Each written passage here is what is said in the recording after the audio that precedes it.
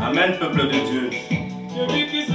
Je vous salue dans le beau et précieux nom de notre Seigneur Jésus-Christ, sans lequel je n'aurais pas eu cette grâce de me faire présenter aujourd'hui à vous.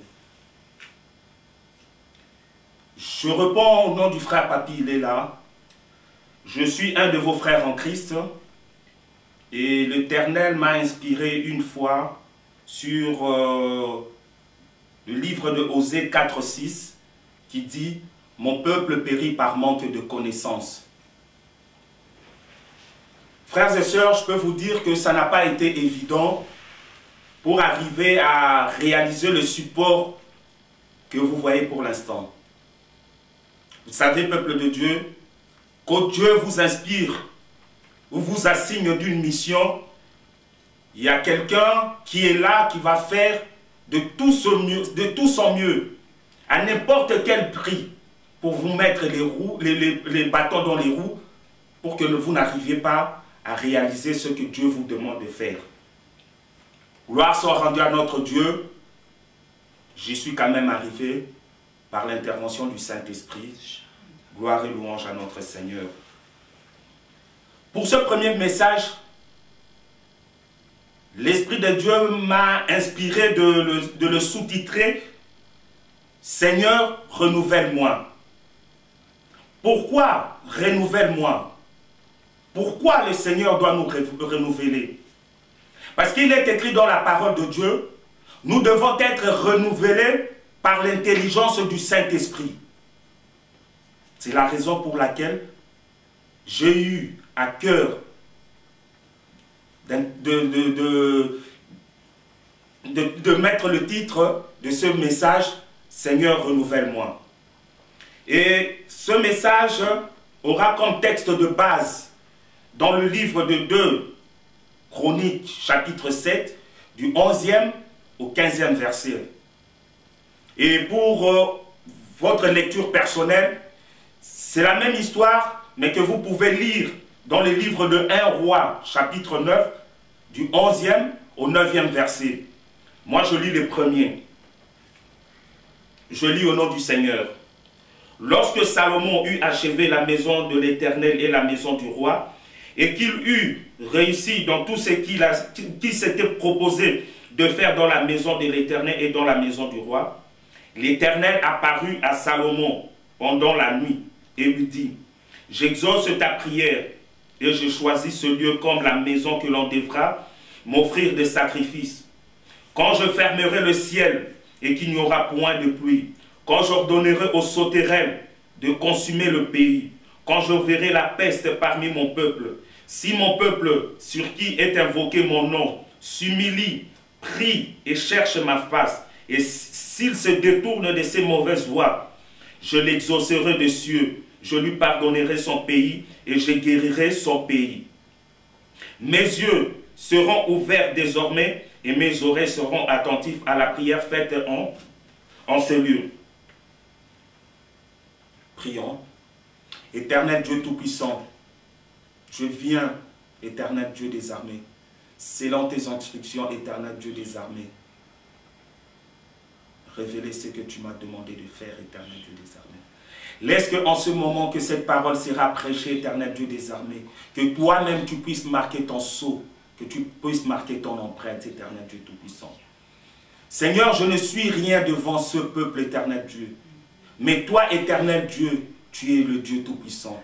Toi qui connais le cœur des hommes, toi qui connais toutes choses, éternel Dieu des armées, je me remets entre tes saintes mains, éternel Dieu des armées. Oh Papa, sans toi je ne peux rien, sans toi je ne suis rien, éternel Dieu des armées. C'est la raison pour laquelle je me confie en toi, éternel Dieu. Que je diminue et que toi tu croisses et tu prennes le contrôle de toutes choses, éternel Dieu des armées. Oui Papa, le message que je suis en train de prêcher pour l'instant, c'est le message de la croix de Jésus-Christ le Rédempteur. C'est lui qui a accompli tout sur la croix de Golgotha. Il s'est fait chair et il est venu habiter parmi nous afin que nous soyons rachetés de la malédiction de la loi. Oh Papa, ton peuple périt par manque de connaissances. Mais laisse que la vérité que nous allons instruire, qui va nous instruire maintenant, puisse illuminer, Seigneur. Que cette vérité puisse enlever les écailles des yeux de gens pour qu'ils voient, éternel Dieu. Que cette vérité, Seigneur, puisse déboucher les oreilles de ton peuple pour qu'ils entendent tes oracles, éternel Dieu des armées. Que l'épée de l'esprit puisse briser, puisse couper tous les liens qui retiennent encore tes enfants captifs, éternel Dieu des armées. Que le souffle du Saint-Esprit qui sortira en ce lieu, éternel Dieu, soit un tonnerre pour briser les verrous de fer, éternel Dieu des armées. Oh Papa, Seigneur Jésus-Christ, je t'élève comme le maître de ce moment. Et je laisse cet instant sous ton autorité et sous le contrôle du Saint-Esprit. Cher Saint-Esprit, toi qui es l'Esprit suprême, toi qui es l'Esprit de Dieu, toi qui connais les choses de Dieu, je diminue, Esprit de Dieu, et que tu prennes le contrôle. Je m'investis devant toi comme une vase vide par laquelle tu vas remplir ton onction, Esprit de Dieu. Que je sois l'extension de ta représentation sur ce lieu. Que je sois l'extension de ta puissance. Que je sois l'extension de ton autorité, cher Saint-Esprit. Que je sois malléable à toi, ô Esprit de Dieu, qui connaît les choses de l'homme si ce n'est que l'Esprit de l'homme, qui connaît les choses de Dieu si ce n'est que l'Esprit de Dieu. Je me dispose à toi, cher Saint-Esprit.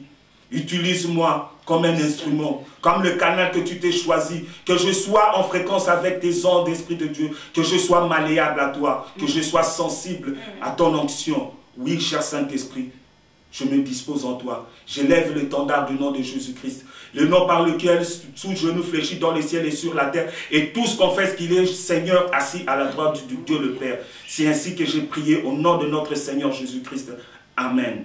Amen, peuple de Dieu. Gloire soit rendue à notre Seigneur Jésus-Christ. Ici, il s'agit de l'histoire de la construction du temple. Et cette histoire s'est passée après la sortie du peuple juif de l'esclavage. Ils sont sortis d'Égypte parce que Dieu avait suscité un de ses serviteurs, Moïse, qui est venu les soustraire de la main du Pharaon. Et quand ils sont sortis, ils ont traversé la mer Rouge jusqu'au lieu que Dieu leur avait demandé, leur avait dit d'aller. Ils sont arrivés jusqu'au pied du mont Sinaï. Une fois arrivés au pied du mont Sinaï, Moïse est monté sur la montagne pour aller rencontrer le Seigneur notre Dieu. Et ce que nous connaissons dans les Écritures, qu'il a passé 40 jours et 40 nuits. Nous ne savons pas qu'est-ce qui s'est passé, nous ne savons pas qu'est-ce qu'il a été dit entre le serviteur et le maître, mais tout ce que nous savons, qu'il a été à la rencontre de notre Seigneur. Parce que la parole de Dieu dit que quand Moïse est redescendu de la montagne, sa figure resplendissait d'éclat. Donc sa figure resplendissait d'une gloire qui démontrait qu'il était en contact d'un être suprême, de Dieu Tout-Puissant. Et quand il descendait, il avait deux tables. C'était les tables de la loi, que l'Éternel lui-même avait écrites de ses propres mains. C'était les commandements que le peuple de Dieu, le peuple juif, le peuple d'Israël devrait respecter. Qu'il ne devait pas s'égarer, qu'il devait le respecter dans sa totalité. Et en descendant, Dieu demanda à Moïse, pour marquer sa présence au milieu de son peuple, qu'il devait lui construire l'arche. Une arche qui symbolisait sa présence au milieu du peuple de Dieu, au milieu du peuple juif et au milieu du peuple israélite. Et l'arche était d'une mesure de 1,20 m de longueur, de 60 cm de largeur et de 80 cm de hauteur. Une caisse. Et dans cette caisse, l'Éternel lui a demandé de mettre des objets bien précis, que lui-même lui avait recommandé de prendre et de les mettre à l'intérieur. Et là-dessus, il y avait un couvercle où il y avait deux anges au-dessus en or. Et comme vous savez l'histoire, après Moïse, il y a eu Josué qui est venu. Josué a fait rentrer les enfants d'Israël à la terre promise. Josué est passé, il y a eu le temps du roi Saoul. Saoul qui, par sa désobéissance et son idolâtrie, Dieu s'est répandu même de lui avoir établi roi d'Israël. Et à cause de cela, la présence de Dieu n'était plus au milieu de son peuple. Ce qui fait que l'arche de l'alliance a été saisie par l'ennemi. Et quand l'arche est partie, cela symbolisait que Dieu n'était plus au milieu de son peuple à cause de l'iniquité du roi Saoul. Parce que Moïse, quand il est sorti, Dieu leur avait déjà dit quelque chose qui ne veut pas l'iniquité au milieu de son peuple. Mais à cause de l'iniquité du roi Saoul, Dieu n'était plus avec eux. La preuve, l'arche a été saisie par les ennemis. Jusqu'à ce que Dieu a suscité une autre personne, le roi David, l'homme selon le cœur de Dieu. C'était quelqu'un qui savait comment s'humilier devant Dieu. C'était quelqu'un qui savait comment répandre ses péchés devant Dieu. C'était quelqu'un qui savait que faire pour conquérir le cœur de Dieu. Et Dieu lui a donné cette grâce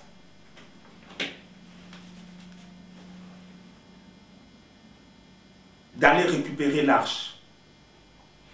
Nous pouvons le voir dans le livre de 2 Samuel. C'est l'histoire du combat spirituel que David a mené. David a mené un combat spirituel où l'Éternel lui-même a combattu avec lui. Et dans le livre, il nous dit que David a pu récupérer l'arche. Et quand il a récupéré l'arche, il est revenu avec l'arche jusqu'à Jérusalem. Et là, il était content. Pourquoi? Parce qu'en récupérant l'arche, c'est comme ça symbolisait qu'ils ont récupéré encore la présence de Dieu en eux. Donc ils étaient vraiment dans une extrême joie. Et David dansait, il dansait, il dansait, il dansait. Voire même le peuple se demandait, mais quel est ce roi qui peut danser comme ça? Mais lui, il savait à qui il avait affaire.